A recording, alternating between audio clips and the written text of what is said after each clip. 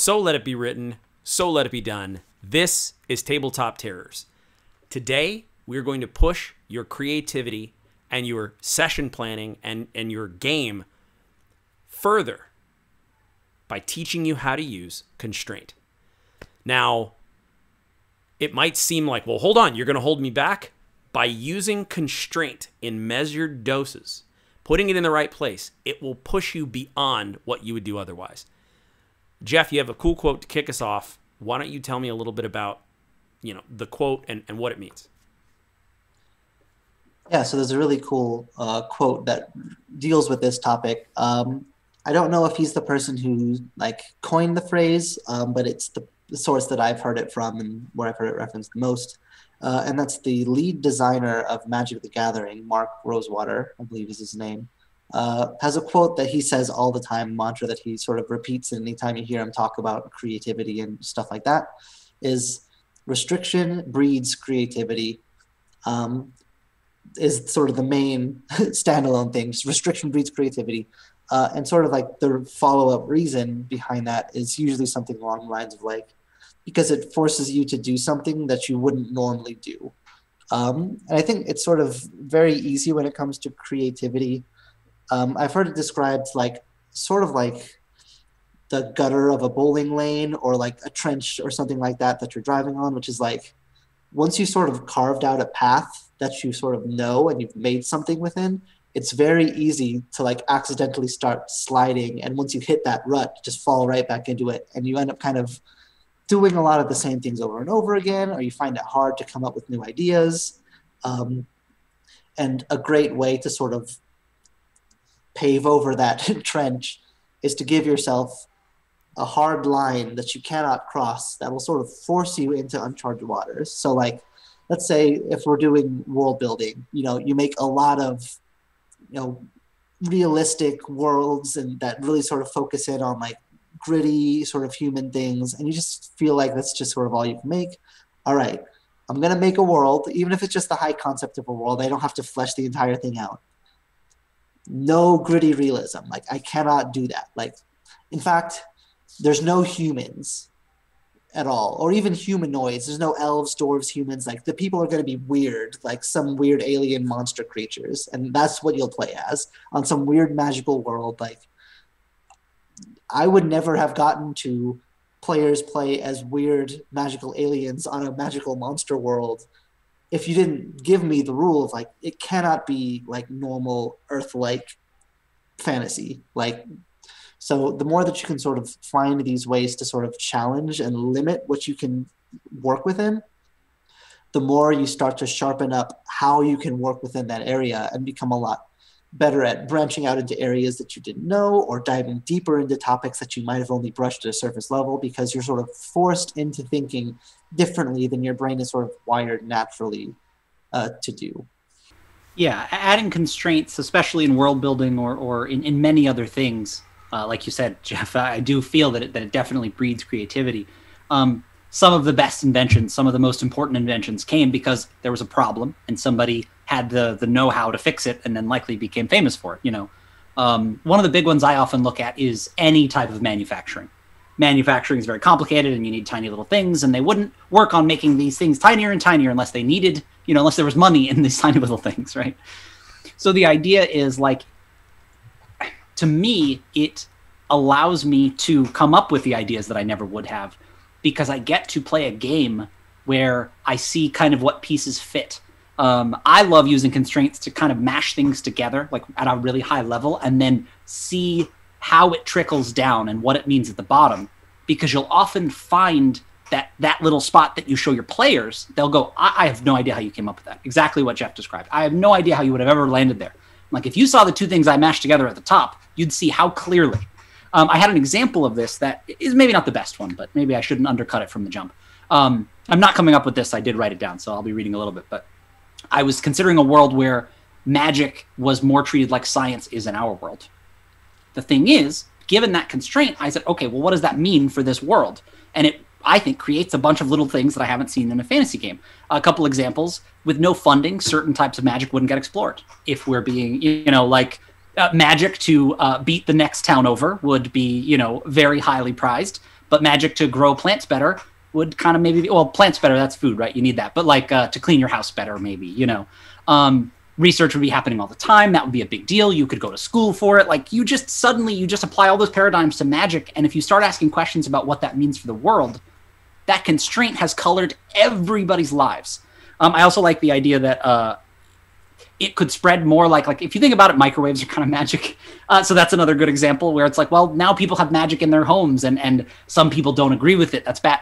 So many things came from one little constraint. And it just shows how much, like, if you just add a couple and then start asking normal questions about your world that might you otherwise send you toward that rut, that bumper in the example of the bowling analogy will keep you on the right path, but still creating and still making a bunch of really cool stuff, I think. Yeah, and what constraints I think can really help you do is find the core of your taste, the core of your creative sensibility. Because to use Jeff's, alien world with, the crazy monster alien world, I would still make that cool to me. So really what you're doing with constraints is sometimes you're saying, hey, let me pick something that I normally don't necessarily dig on and then tweak with my spin on what I would do. And it kind of lets you explore this place you've never explored before. So what this can help you with in your, like these guys have talked about, it can help you with your encounter building and your session planning. So immediately just come up with whatever constraint is, and that can be something you're forcing yourself to use or forcing yourself not to use or forcing yourself to do or not to do. It's, that two-way street. So you could say, all right, I don't know why, I don't know how, I'm doing an aquatic combat. We're nowhere near water. Now already you're asking yourself 5 different questions of how and why, and you can come up with these crazy reasons that are way more interesting, because truly what we want as players is surprise. The good kind of surprise where it's, oh, this is interesting. Wow, you're engaging me in a way I wasn't expecting water in the desert. Or a desert in the ocean. Or like some kind of strange mix-up. So just a couple ideas. Like I said, put water somewhere where it doesn't belong, or whatever biome doesn't belong. One of the craziest things is in the season of Lost, like the first season, there's a polar bear running around on a tropical island. People went bananas over it. Ask yourself, okay, I'm going to put a monster in a place that normally would not belong. And pick some crazy thing, and then that's the constraint. So in that case, you have to come up with a reason why that monster's there. And it doesn't even have to be before you play the session. But you can place that monster there, and then as the players play, you then say, oh, wow, they're really gravitating toward this, and they have some theories about it. And now you've got this really cool element of the story. Some things in pop culture where this has happened is the Incredible Hulk in Marvel Comics was gray. The reason the Incredible Hulk is green now, that iconic green, is because they couldn't get the gray to print in the same way on the pages, so they made it green because it printed more evenly. The constraint of ink made the Hulk the iconic character. The look of some of the most iconic touchstones in the Star Wars universe is because all the prop department had to use were junk things that were laying around, and they would paste them together and they would spray paint them. And that's why some of these shapes and some of these droids that look totally different than if you had free reign to build a quote-unquote cool robot. You have your IG-88 that kind of looks a little thin and weird, but that now is iconic. So in your session planning, pick some things that you're normally as your go-to, and then tell yourself you're not allowed to use it, or throw something into the session that is totally going to mess you up and make you really have to think about it. And I think that you'll just find yourself having a lot more fun, and the players will just eat it up, I guarantee you. So I thought of one of my favorite examples of this, which is Yogi Bear is another really good one. When they were animating Yogi Bear, if you notice, especially in the older ones, newer, it's a little different, that he wears like a little shirt collar and tie. The reason that look exists, as far as I know, is because they needed something there so that the bottom of his neck would always be flat, and it saved, cut costs in animating, where it's like they just have heads and bodies now. if you look at all the characters in Yogi Bear, they all have like neck things. Part of it is like character, but really the constraint was, how do we save money on animating? We want to animate more of these. What do? We make it so that the pieces fit better, is really what they did. And like, same thing, super iconic, look of the animation that came from a constraint. Sushi restaurant I love is called Amura. Some of the best sushi I've ever had. And, people compliment them on the clever name, the unique name. It's because they couldn't fit samurai in the sign space that they had, and they cut off the first and last letter. I love that. I love that. So what about you?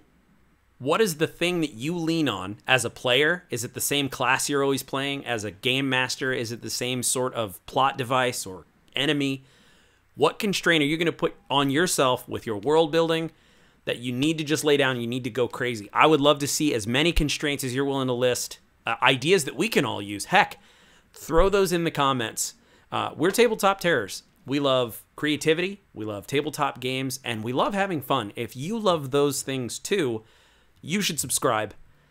We're going to end this video, as we always do, with a Tabtarian toast. May you mend the first break. May you kill the first snake. May you conquer everything you undertake. Slancha. Slancha. So I recently had an experience of this sort of limitations breeding creativity, not in RPGs, but in the land of music, where I was trying to cover a certain song, and there were two versions of the song that I had heard, and I kind of wanted to blend them together. One of them was like a studio-produced cover where there's, synthesizers and production and all sorts of, slick studio work, which I don't really have the ability to do. And the other was like a full choir singing, which I also don't have the ability to do. So I was like, what can I do? Because I want to cover this song, and I have the restrictions, the limitations of like, I don't have the production ability to make it sound like the original, and I don't have like a full choir, so I can't do that either. But I do play the trumpet, and I do have a lot of, I have production software and the ability to sort of layer stuff. So I was like, the original studio version, like the synthesizer effects kind of sound like a little trumpety-ish, not exactly, but close enough. And the choir is just a lot of people doing the same thing. So like, I'm gonna do the background of this song as like a trumpet choir, where I just record a bunch of tracks of trumpet and I put them all on top of each other and tune it up so it sounds all nice and even. And like, that'll be the backdrop to which I like sing over the song. Like, I would never have gotten to that point. Like, if I just knew how to produce better in a studio environment, like, I wouldn't have made it that way, because I could have made it the way the original was made. But because I couldn't do that, I had to find another way around. And like, I'm so much happier with the idea that I had for this version versus anything that I would have made if I just had the ability to do it, quote, the right way, the way that it was originally done. So just, this concept sort of applies across anything creative or design or anything like that. Just find the barriers and like find a way to push past them, and it'll almost always be a better, more interesting, and more like unique to your expressive ability of an end result than you would get by just doing it, how it's supposed to be done or without the limitation in place.